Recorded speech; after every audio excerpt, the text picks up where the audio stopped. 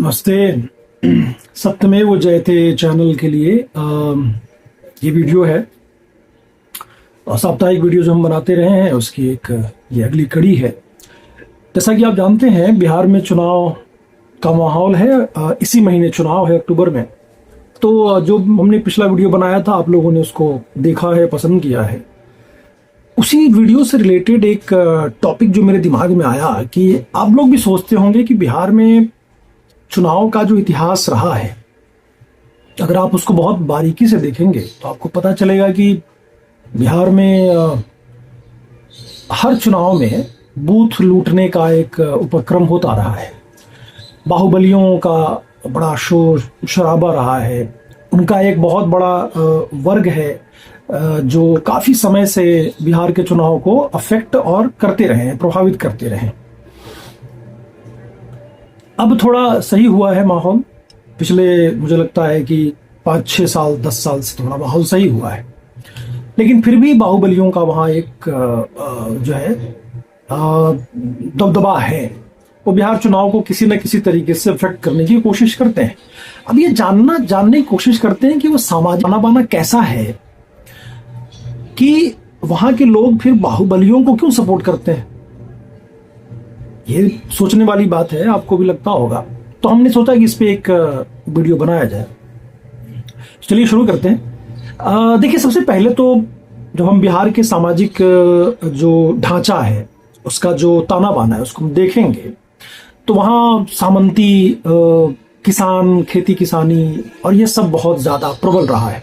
किसान पे मतलब जो फसलें उगती हैं उस पे वहाँ का जो पूरा आर्थिक जो एक तरीके से कह सकते हैं कि आप आर्थिक तौर पे लोग उस पे निर्भर करते हैं। आर्थिक निर्भरता जो है वो किसानी पे है, खेती किसानी पे। तो जब हम इतिहास में जाते हैं तो देखेंगे कि जो सामंतवाद या जमींदारी प्रथा जो खत्म हुआ, बिहार सरकार ने बहुत सारी जमीनों को ले लिया उनसे, और फिर जो छोटे किसान थे या जो गरीब किसान थे जो उनके यहाँ मजदूरी करते थे उनको बहुत सारे जमीन बांटे गए। तो एक ये हुआ, जमींदार धीरे धीरे उनके पास से जमीनें जब खिसक गईं तो नौकरी पे उनकी निर्भरता हो गई। उनके बच्चे बाहर काम करते थे तो वहाँ से एक जो है उनका आर्थिक जो है एक सोर्स खुला। लेकिन जब समाज में आप जब जाएंगे ना तो आपने देखा होगा कि नक्सलवादी मूवमेंट, नक्सल बहुत रहा बिहार में। ऊंची जाति, अगड़ी जाति, पिछड़ी जाति, वो एक बहुत ज्यादा आपस में टकराव रहा है। तो उस टकराव में मुझे लगता है कि इस आर्थिक चीज का या सामंतियों का मुझे लगता है बहुत बड़ा हाथ रहा है कि जब जमींदार और सामंती होते थे तो वो गरीबों को और जो निचले तबके के, निचली जाति जो वहाँ बहुत बोला जाता है, मैं बिल्कुल भी बिलीव नहीं करता जाति में, लेकिन वहाँ जो जातियों का अपना एक समीकरण है उसमें उस जाति, छोटे जाति को जो उनके यहाँ मजदूरी करते थे उनको दबाते थे। धीरे धीरे क्या हुआ, आवाजें उठने लगी। खासतौर पे 80s के बाद में ये शुरू हुआ। हाँ, 80s के बाद आप कह सकते हैं। तो जो पिछड़ी जाति के लोग हैं उनका एक नेता बन गए। उन नेताओं ने हथियार उठा लिए। फिर उसके बदले में जो सामंती लोग थे, जमींदार, उनके नेता कोई बन गया, उन्होंने हथियार उठा लिया। तो आपस में टकराव शुरू हो गया, और वो बहुत बुरे दौर से वो टकराव गुजरा। बहुत सारे लोग मारे गए, गांव के गांव साफ कर दिए जाते थे उन बाहुबलियों के द्वारा। उसी बीच में जो आपस में ये तो टकराव चल रहा था कि चलो, रणवीर सेना आपने सुना होगा, नक्सल में जो है MCC करके वो बना, तो इस तरह से आपस में कई सारे ग्रुप्स बनते चले गए थे और वो हो रहा था। लेकिन इसी बीच में कुछ ऐसे भी समीकरण हुआ जिसमें कि जैसे मान के चलो उसी का नेता कोई है या वो कह रहा है कि हम समाज को बचाने का काम कर रहे हैं, हथियार उठा के वो बाहुबली बन गया। और धीरे धीरे वो बाहुबली, जब उनको लगा कि हमने बहुत सारे मर्डर कर दिए, हमने गलत काम कर दिया, तो अब हम फंसेंगे, उससे बचने के लिए उन्होंने राजनीतिक एक तरीके से संरक्षण की खोज करनी शुरू कर दी और वहां से वो राजनीति में चले गए। तो राजनीति में जब उनका जो है मूवमेंट हुआ, जब उस तरफ जाने लगे तो हमारा राजनीति भी बाहुबलियों से पटता चला गया। बहुत सारे पार्टियों ने जो मेन धड़े की जो पार्टियां थी बिहार में, उन्होंने अपने पार्टी में मिलाना शुरू कर दिया।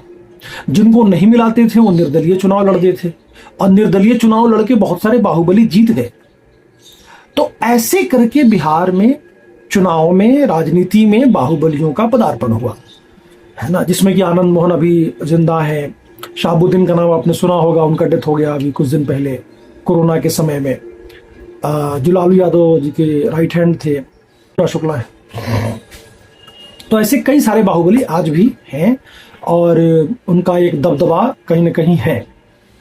तो ये समीकरण तो समझ में आता है, लेकिन अभी क्या हुआ ना कि बाहुबलियों से धीरे धीरे राजनीतिक पार्टियां भी किनारा करने लगी, क्योंकि उन पे ये इल्जाम लगने लगा कि आप उनके साथ मिलके जो है चुनाव लड़ते हैं, और इसकी वजह से क्या हो रहा है कि राजनीति जो है वो धूमिल होती जा रही है। जो स्वच्छ राजनीति की बात थी वो साफ नहीं है, वो खराब होता जा रहा है। तो सच्चाई है, क्योंकि बाहुबली जब आएंगे राजनीति में तो वो तो वही करेंगे जो उनको आता है, हथियार उठा के मारना आता है, कोई भी चीज अगर मांगे नहीं मिल रहा तो छीन लो जबरदस्ती करके, तो वही आता है उनको। तो ये आज भी चल रहा है। अभी जो कुछ मैंने नाम गिनाया उसमें और भी बहुत सारे बाहुबली हैं। पप्पू यादव जी हैं, वो भी बाहुबली थे एक समय में, अभी वो बहुत बड़े नेता बन गए, है ना। लेकिन ये सब के सब जो है वो उसी तरह से संस्कारित होके आए हैं, जिनको मतलब मर्डर करना आता है, हथियार उठाना आता है, झूठ बोलना आता है, समाज में लोगों को परेशान करना आता है, और अपने उस बाहुबल से अपने पद को, अपनी कुर्सी को बचाना आता है। चुनाव भी लड़ना था तो भाई जीतना है तो चलो बाहुबल से जीत गए, बूथ के बूथ लूट लिया, सारा बूथ, लोगों को वोट ही नहीं डालने दी। तो ये सब करके वो होता आया। इस बार का जो चुनाव है, मैं ये बिल्कुल दावे के साथ कह सकता हूं आपको कि इस बार के चुनाव में चूंकि बीजेपी भी एक बहुत बड़ी पार्टी के रूप में उभर के आई है, जो जेडीयू के साथ उसका आपस में तालमेल है, लेकिन बीजेपी का एक हुआ है, क्योंकि आपने देखा होगा कि इस बीच में रैलियों में मोदी जी और अमित शाह जी लोग बहुत बिहार जा रहे हैं और रैली कर रहे हैं।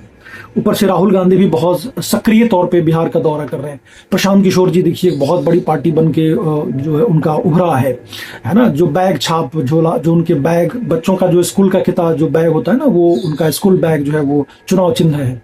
तो जन स्वराज पार्टी, तो इस तरह से करके और बहुत अच्छे लेवल पे एक तरीके से हम कह सकते हैं इस बार का जो चुनाव है वो होने जा रहा है। सुरक्षा भी रहेगा, सब कुछ होगा, और कोशिश ये होनी चाहिए, मैं आपको फिर से कहूंगा जो पिछले वीडियो में भी मैंने आपसे आग्रह किया था, कोशिश करिए अपने आसपास अगर कोई अनैतिक बाहुबली है, जो माफिया है, उस तरह के लोगों को बिल्कुल भी वोट ना दें, और बिल्कुल डरने की आवश्यकता नहीं है, उससे वो कुछ आपका बिगाड़ नहीं पाएंगे। वोट अगर आप किसी अच्छे इंसान को देते हैं, अच्छे कैंडिडेट को देते हैं, वो चाहे किसी भी जाति का हो, किसी भी पार्टी का हो, अच्छा आपके यहां से जो भी विधायक बेहतर हो, जो काम करने के लिए दिख रहा हो, सिर्फ और सिर्फ उसी को चुनिए। इससे क्या होगा, आपका एक तो राजनीति में अच्छे लोग आएंगे, टीचर्स जैसे आजकल बहुत सारे टीचर्स भी आ रहे हैं, चुनाव लड़ने वाले हैं, बहुत पढ़े लिखे लोग भी चुनाव लड़ रहे हैं। तो कोशिश करिए कि ऐसे लोगों को जिताइए, ऐसे लोगों को लेके आइए जो आपका कल्याण करेंगे, जिससे समाज सुधरेगा, है ना। बिहार में एक माहौल बनेगा पढ़ने लिखने का, शिक्षा का, रोजगार का, सब बनेगा। लूट मार कम हो जाएगा, बहुत कम हो जाएगा, मैं ये दावा कर सकता हूं। तो प्लीज इस बार का जो चुनाव है उसमें आप लोग बढ़ चढ़कर अच्छे लोगों को जिताइए। अच्छे लोग जिसकी परिभाषा ये है कि वो अनैतिक ना हो, पढ़ा लिखा हो, डेफिनेटली अच्छा पढ़ा लिखा हो, जिसके ऊपर में कोई एफआईआर केस ना हो, कोर्ट केस ना हो, जिसमें मर्डर के चार्जेस ना हो, जो माफिया, बालू माफिया ना हो, जो शराब माफिया ना हो, जो बाहुबली ना हो, जिसने मर्डर्स नहीं किए हों, जो किसी बहुत बड़े गैंगस्टर कोई ना हो, या उसका कोई हिस्सा ना हो, उसका कोई सदस्य ना हो। ठीक है, तो ऐसे और वैसे पार्टियों को भी आप हराइए इस बार, जो पार्टियां बाहुबली और गैंगस्टर के नाम से ही जाना जाता है। ऐसे पार्टियों को बिल्कुल मत लाइएगा, क्योंकि ये कितना भी बोल दें झूठ, क्योंकि चुनाव में देखिए राजनीति में मानता हूं बड़ा झूठ का खेल बहुत ज्यादा होता है। ज्यादातर लोग झूठ बोलते हैं, सब नहीं, लेकिन ज्यादातर लोग झूठ बोलते हैं। झूठ बोल के पब्लिक को अपनी तरफ अट्रैक्ट करना होता है। तो राजनीति में ऐसे लोगों को नहीं आने देना, उनको रोकना है।